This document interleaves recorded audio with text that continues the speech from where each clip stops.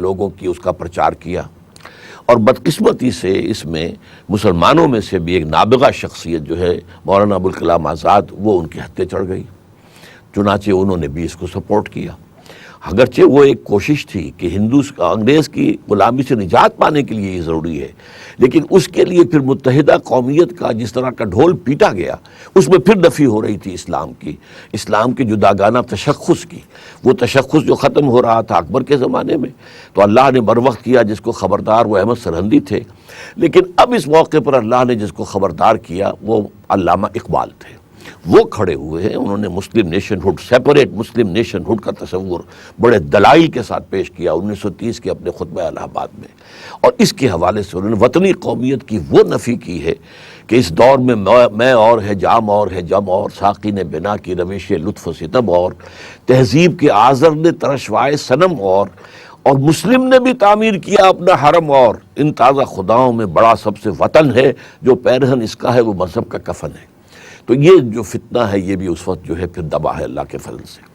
اب اس سے آگے آئیے، اسی فتنے نے پھر ظہور کیا ہمارے اس پچھلے دور میں کہ ایک انکار حدیث یا استخفاف حدیث کا فتنہ کھڑا ہو گیا۔ قرآن مانو، قرآن ہی اصل شے ہے،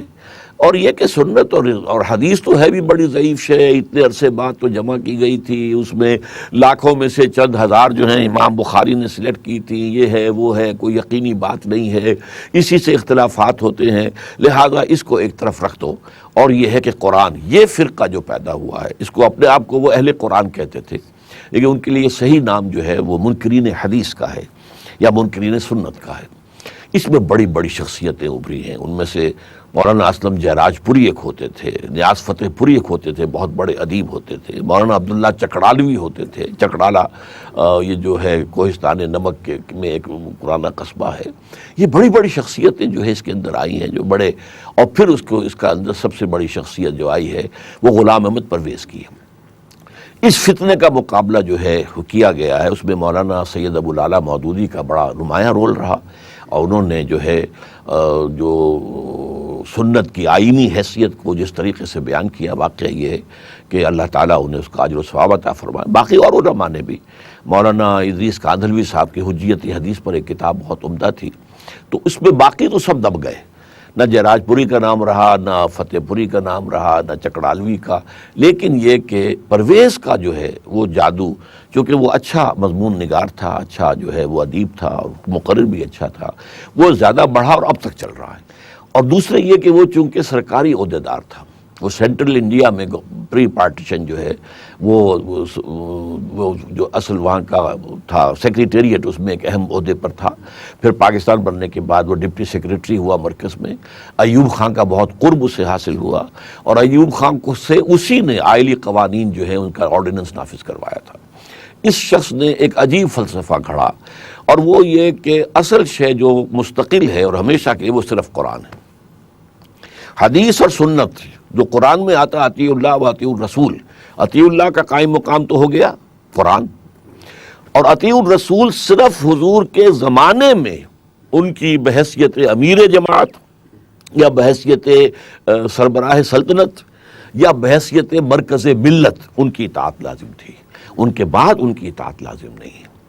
اور قرآن کو ہم سمجھ سکتے ہیں، عربی زبان ہے، اس کی لغت ہے، اسے سمجھیں، اور ہم اپنی بن مانی جو ہے، جو ہمیں سمجھ میں آئے تفسیر کر سکتے ہیں، اس کے لیے کوئی ضرورت نہیں ہے کہ حدیث کو سمجھا جائے اور حدیث کے حوالے سے بات سمجھی جائے۔ یہ فتنہ تھا کہ جو یہ ابھی چل رہا ہے، اور یہ ہمارے انگریزی پڑھے لکھے لوگوں کے اندر اسے کافی نفوذ حاصل ہوا، اس لیے کہ اس نے بھی مغربی تہذیب کی جن چیزوں کو ہمارے ہاں پڑھے لکھے طبقے نے، اپر ایلیٹ نے اختیار کر لیا تھا، اسے سند مل رہی تھی، اور دین کی جکڑ بندیوں سے آزادی ملتی تھی اس حوالے سے۔ لیکن پھر جو وہ قرآن کی تفسیر جس طریقے سے کرتا تھا شخص، اس کی ایک مثال ہے بڑی مزہ کا خیز، کہ یہ جو قرآن میں کہا گیا ہے کہ چور کے ہاتھ کاٹ دو، چور مرد ہو یا عورت ہو ہاتھ کاٹ دو، کہ ہاتھ کاٹ دو کا مطلب ہاتھ کاٹنا نہیں ہے، تو مولویوں نے غلط بات سمجھی ہے۔ یہ تو اصل میں یہ تھا جیسے کہ محاورے میں کہتے ہیں والدین اپنے بیٹے سے، بیٹے تم نے تو ہمارے ہاتھ کاٹ دیے، مطلب یہ کہ اب ہم کچھ کر نہیں سکتے، تم نے جو بھی قدم اٹھایا ہے اس کے بعد اب ہمارے پاس کرنے کے لیے کوئی آپشن ہے ہی نہیں، تم نے ہمارے ہاتھ کاٹ دی۔ بس اس معنی میں کہا گیا کہ چور کے ہاتھ کاٹ دو، یعنی ایسا معاشرہ برپا کر دو کہ اس میں چوری کی ضرورت ہی نہ رہے۔ سب کی کفالت کا انتظام ہو جائے تو چوری کاہے کو ہوگی پھر؟ اب حالانکہ اگر ذرا سا بھی میں دیانت داری ہو انسان میں تو وہ دیکھے کہ جہاں قطع ید کی آیت آئی ہے وہاں الفاظ کیا ہیں؟ جزام بما کسبا نکالم من اللہ، یہ ہاتھ کاٹنا جو ہے بدلہ ہے ان کے کرتوت کا اور عبرت ہے اللہ کی طرف سے۔ تو کیا ایک اچھا معاشرہ قائم کرنا جس میں کہ سب کے لیے جو ہے ضروریات زندگی فراہم ہو جائیں، یہ کوئی عبرت ہے یا یہ کوئی کرتوتوں کی کوئی سزا ہے؟ لیکن وہاں تو ہے۔ تو اس طریقے سے جب قرآن کو آپ سنت سے علیحدہ کر لیتے ہیں تو پھر قرآن کو، جسے ہم کہتے ہیں موم کی ناک کی طرح جدھر چاہیں موڑ دیں۔ یہ تو ہے میں نے آپ کے سامنے 1400 سال میں جو فتنہ رہا ہے کہ اللہ اور اس کے رسول کے مابین تفریق، وَيُرِيدُونَ أَن يُفَرِّقُوا بَيْنَ اللَّهِ وَرُسُلِهِ وَيُرِيدُونَ أَن يَتَّخِذُوا بَيْنَ ذَلِكَ سَبِيلًا، اس کے درمیان میں ایک راستہ نکالیں تو اولئک هم الکافرون حقا، یہ کٹر کافر ہے، یہ قرآن کا فتویٰ ہے۔ اب جو عہد حاضر کا سیناریو ہے اس میں مسئلہ کیا ہے؟ دجال اپنے 2 ہدف پورے کر چکا ہے۔ پوری دنیا میں اب حاکمیت عوام کا نظریہ اور اللہ کو سیاست اور سیاست سے نکال کر اللہ ہو، خدا ہو، کوئی اور ہو، ان کو نکال کر علیحدہ مسجدوں میں، مندروں میں، سینیگوگز میں، چرچز میں بند کر دینے کا معاملہ تو ہو چکا جس کا نام سیکولرزم ہے۔ تو دجال نے خدا کو بے دخل کر دیا، کوئی آسمانی شریعت، کوئی آسمانی قانون، کوئی آسمانی ہدایت، کوئی سوال نہیں، ہم خود قانون بنائیں گے، جو چاہیں بنائیں، ہم 2 مردوں کی شادی کو جائز قرار دیں اور ان کو رجسٹر کریں گے، ہمارا ہے۔ شراب پر پابندی لگائیں، اس کا بھی اختیار ہمیں، نہ لگائیں اس کا بھی اختیار ہمیں ہے۔ تو اس اعتبار سے اس میں دجال کی دجالیت جو ہے پوری فتح حاصل کر چکا ہے۔ دوسری سطح پر معیشت کے نظام میں سود کا تانا بانا بن کر اس نے جو ہے جو سب سے بڑا گناہ ہے اسلام کی روح سے، قرآن کی روح سے، جس پر یہ آتا ہے کہ اللہ اور اس کے رسول کی طرف سے اعلان جنگ ہے اگر تم باز نہیں آتے، اب اس کو پیوٹ بنایا ہوا ہے، محور ہے جس کے گرد کے پورا معاشی نظام دنیا کا اس وقت گھوم رہا ہے، اینڈ اٹ از گلوبل، پوری دنیا میں۔